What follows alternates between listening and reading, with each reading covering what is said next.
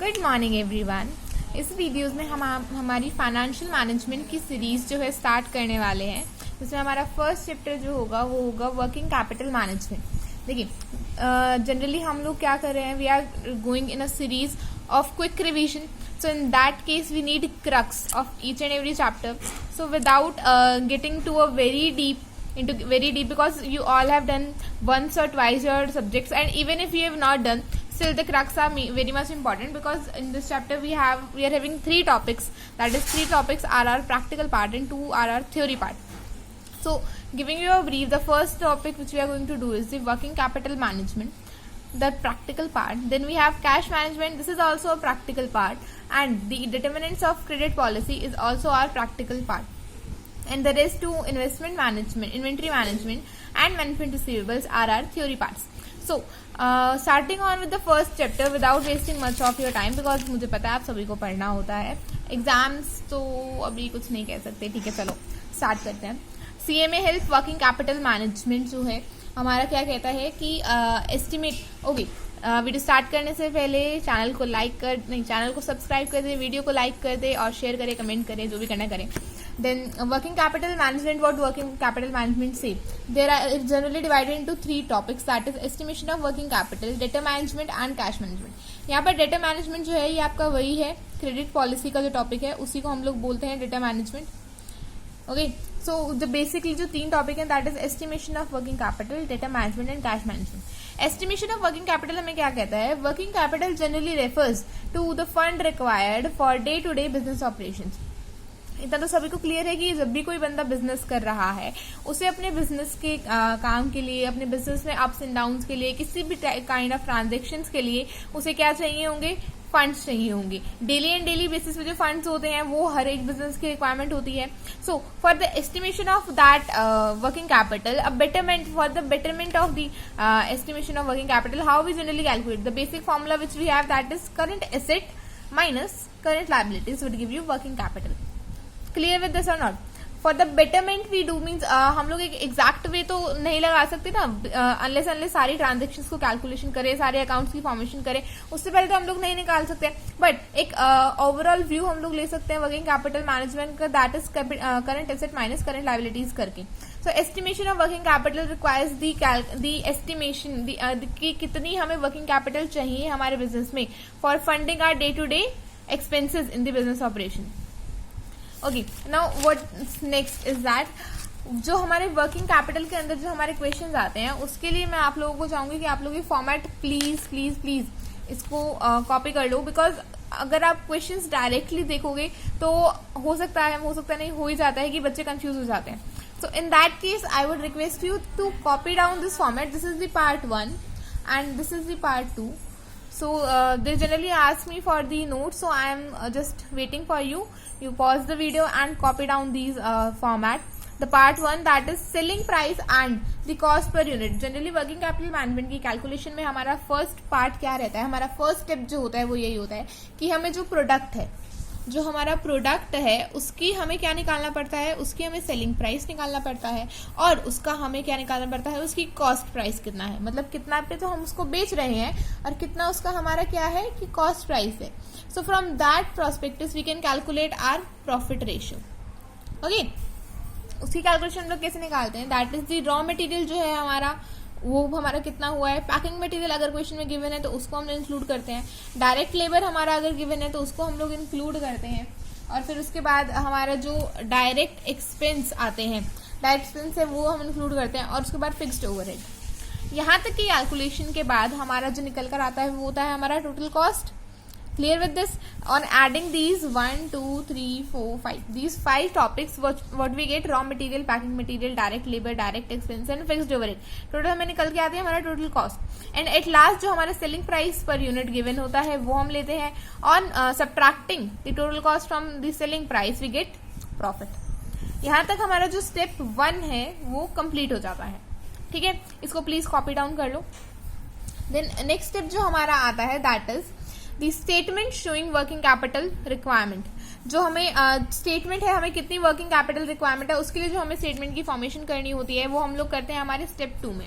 ठीक है, तो देखिए स्टेप 2 में हमारा जो फर्स्ट पार्ट रहता है वो क्या रहता है, that is related to all are current assets. Clear. Current assets में क्या क्या आएगा, रॉ मटेरियल आएगा, वर्क इन प्रोग्रेस आएगा, फिनिश्ड गुड्स आएगा, डेटर्स आएगा एंड कैश इन हैंड आएगा, वही बेसिक। बट इनकी कैलकुलेशंस थोड़ी सी डिफरेंट है, क्योंकि इनकी कैलकुलेशंस हम लोग करते हैं हमारा कितना पीरियड हमें अलॉटेड है उसके अकॉर्डिंग, वो हम लोग बताएंगे। जो हमारे पीरियड के अलॉट बेस पे हमारा होता है, जो भी हमारा कैलकुलेशंस होता है, वो मैं आपको बताऊंगी जब हम लोग प्रैक्टिकल क्वेश्चंस करेंगे, क्योंकि उससे आपको क्लियर अंडरस्टैंडिंग हो जाएगी। यहाँ पे एक बेसिक सा फॉर्मेट दे रही हूँ ताकि जब आप क्वेश्चन पढ़ो तो आपको एक दिमाग में आइडिया हो जाए कि हमें करना क्या है, हमें कैसे पोस्टिंग करनी है, क्योंकि बच्चे एकदम ब्लैंक हो जाते हैं कि क्वेश्चन आ गया अब इसका क्या करूं, मुझे कुछ समझ में नहीं आ रहा। So always and always I say in my videos, go with the format, your question will never be wrong. Okay, current assets में फर्स्ट पार्ट हमारा क्या था, raw material, work in progress, finished goods, debtors and cash in hand. Okay, यहाँ से हमारा calculation पे क्या आ जाता है, हमारे टोटल पार्ट ए आ जाता है। ओके, टोटल पार्ट ए हमारा कहता है कि टोटल पार्ट ए के बाद हमारा नेक्स्ट स्टेप आता है, दैट इज हमारी current liabilities. Obviously ma'am current asset minus current liabilities ही तो वर्किंग कैपिटल देता है। ये भी आप कितनी छोटी छोटी बातें बता रही हो, मुझे पता है तुम सब लोग बहुत इंटेलिजेंट हो, बट मैं क्या करूं, मेरी आदत है, तो समझ जाया करो। करंट लायबिलिटीज, अब देखो क्या कहता है, करंट लायबिलिटीज में हम लोगों को क्या निकालना होता है, क्रेडिटर्स फॉर रॉ मटेरियल हमारा कितना है, क्रेडिटर्स फॉर हमारा पैकिंग मटेरियल कितना है, क्रेडिटर्स फॉर हमारा एक्सपेंस एंड ओवरहेड कितना है, एंड क्रेडिटर्स फॉर हमारा लेबर कितना है। चारों पॉइंट है, हो सकता है क्वेश्चन में इनमें से कुछ गिवन हो कुछ ना गिवन हो, बट इनकी कैलकुलेशन भी वही है, हमारे पीरियड बेस पे है, वो क्वेश्चन के थ्रू आपको समझ में आ जाएगा, डोंट वरी फॉर दैट। तो हमारा फर्स्ट पार्ट क्रेडिट लायबिलिटीज में हमारे क्या क्या आते हैं, credit for raw material, for packing material, for expense and for overheads. यहाँ से हमारा निकल के आता है टोटल पार्ट बी।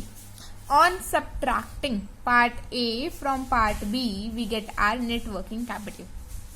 बस इतना सही है और कुछ नहीं इस फॉर्मेट में। On subtracting we get net working capital, that is part A minus part B, that is the current asset minus current liabilities. Clear?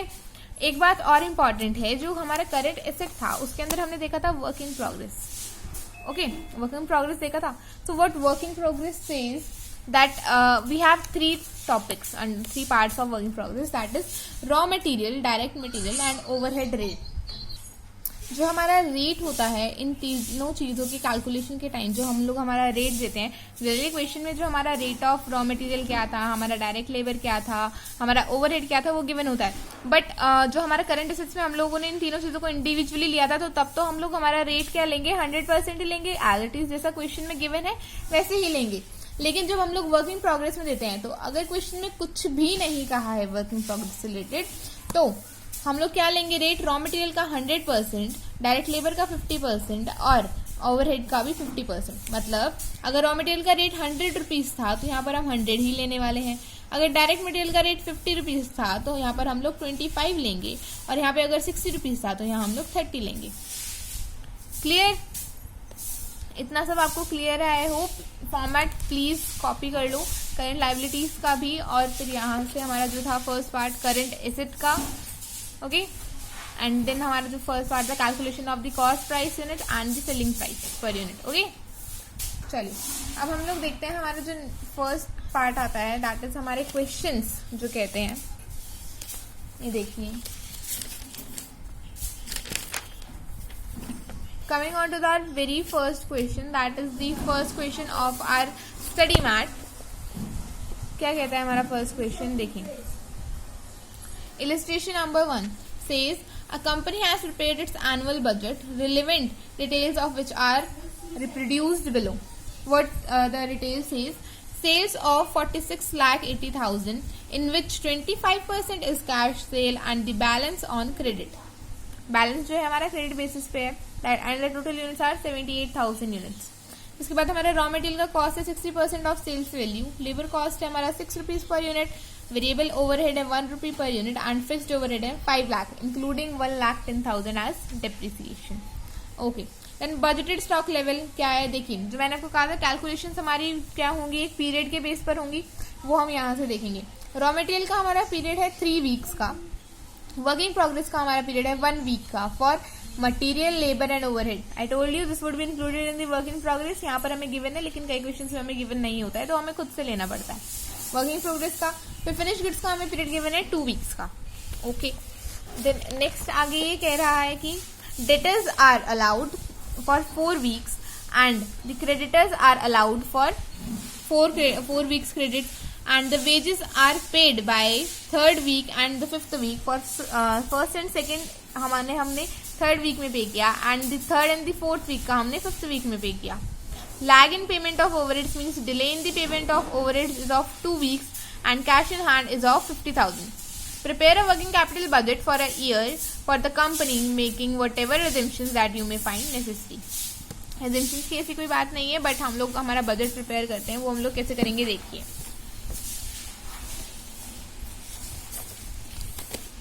देखिए जैसे कि मैंने आपको कहा था गो with the format. First part हम लोग क्या लेने वाले हैं, सेल्स प्राइस यूनिट. जैसे मैंने आपको फॉर्मेट में बताया था, हम लोग नीचे भी ले सकते हैं, ऊपर भी ले सकते हैं, आपकी कन्वीनियंस के हिसाब से है.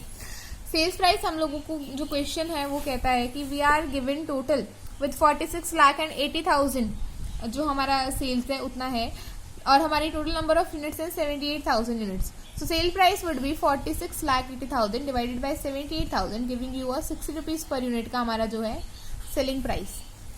ओके फिर नेक्स्ट हम लोग कैलकुलेट करते हैं हमारा कॉस्ट. कॉस्ट में हम लोग क्या क्या लेने वाले हैं, हम लोग लेंगे raw material, labour, variable overhead, fixed overhead. ऐसे जैसे कि हमने फॉर्मेट पे देखा था, अपने फॉर्मेट को साइड में रखिए और जो आपने कॉपी करा है और उसके बाद क्वेश्चन को देखते जाइए. रॉ मटेरियल देखिए, raw material decide 60% of the sales value हमें क्वेश्चन में गिवन है. ठीक है 60% ऑफ द सेल्स वैल्यू क्या कहता है कि देखिए 46,80,000 का जब हम 60% निकाल रहे हैं तो हमारी एक पर्टिकुलर वैल्यू आएगी, बट हमें रॉ मटेरियल चाहिए पर यूनिट के हिसाब से, तो डिवाइडेड बाय 78,000 भी हम लोग करने वाले हैं. That would give you 36 lakh. Okay the value would be 36. Then the labour cost हमें क्वेश्चन में गिवन है 6 rupees. Variable overhead 1 rupee given है. फिक्स्ड ओवरहेड देखिए, फिक्स्ड ओवरहेड हमें क्वेश्चन में कहा गया था कि 5 लाख है इंक्लूडिंग डिप्रिसिएशन. ये देखिए 5 lakh including depreciation of 1,10,000. So fixed overhead में से हम लोग डिप्रिसिएशन क्या करेंगे, रिड्यूस कर देंगे. सो 5 लाख लेस 1,10,000 जो हमारी वैल्यू आएगी डिवाइडेड बाय 78,000, क्योंकि यहाँ पे कैलकुलेशन क्या है, पर यूनिट के हिसाब से है. क्या है, पर यूनिट के हिसाब से. सो इन दैट केस हम लोग डिवाइड कर रहे हैं 78,000 से हर एक केस में. लेबर और वेरिएबल ओवरहेड जो थे वो 1 रुपीज हमें जो उनकी जो कॉस्ट है 1 और 6 रुपीज की, वो हमें पर यूनिट दे रखी थी. So for that on adding all these we get a total unit per cost that is 48 rupees. और जो हमारा प्रॉफिट आता है वो हम लोगों का क्या निकल के आएगा, दैट वुड बी हमारा प्रॉफिट निकल कर आएगा 12 रुपीज. ओके सो देखिए टोटल कॉस्ट पर यूनिट हमारी 48 आ गई. And also we are assuming that, मैंने कहा था एजम्पशंस हम लोग लेने वाले हैं. एज्यूम कर रहे हैं कि क्योंकि हमें बजटेड ओवरहेड्स गिवन है, मैंने आप लोगों को कहा था कि जो हमारी कैलकुलेशंस हम लोग करने वाले हैं स्टेटमेंट में वो होगी एक पीरियड के बेस पे. फिर हमें क्वेश्चन में भी गिवन था कि हमारा बजटेड स्टॉक लेवल, मतलब हमारा जो स्टॉक का लेवल है वो कितने कितने टाइम के लिए है, कितने वीक्स के लिए है. So in that case what we are assuming that 365 days would be taken as 52 weeks, क्योंकि हमें हमारा जो स्टॉक लेवल है वो हमें वीक्स के अकॉर्डिंग गिवन है. हमें गिवन है ना 3 वीक्स का हमारा raw material, work in progress हमारा 1 वीक, और फिर उसके बाद फिनिश गुड्स जो है वो हमारा 2 वीक्स का है. फिर उसके बाद हमारा जो डेटर्स है वो 4 वीक्स के लिए हैं, क्रेडिटर्स 4 वीक्स के लिए, वेजेस भी हमारे 2 वीक्स के लिए है, लैग इन पेमेंट हमारा 2 वीक्स के लिए है, कैश इन हैंड रिक्वायर्ड हमारा 50,000 है. तो for that case we are assuming it to be 52 weeks.